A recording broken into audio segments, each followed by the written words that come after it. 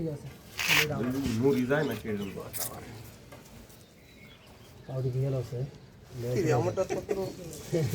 মাজারের দিকে তো বড় বড় মাজার এটা কিন্তু আমার ঠিক আছে এটা আমার সমস্যা নেই এটা আমার এটা পাস এই কোরআনটা পাস আমার হ্যাঁ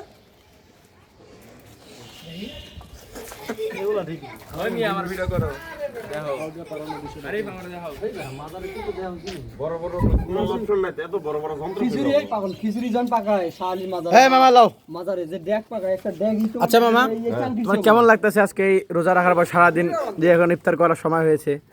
আলহামদুলিল্লাহ সারাদিন রোজা রাখার পর ইফতারের সময় যে একটা শান্তি আলহামদুলিল্লাহ।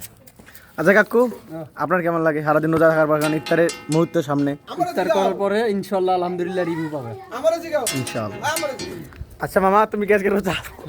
ইনশাআল্লাহ রোজা আছি তারপরে কম আর কিয়া মামা, রোজা রাখার পরে যে সামনে যে এতগুলা ইফতার, এখন তোমার কেমন অনুভূতি? আমার অনুভূতি খুবই ভালো রোজা আছে সারাদিন আলহামদুলিল্লাহ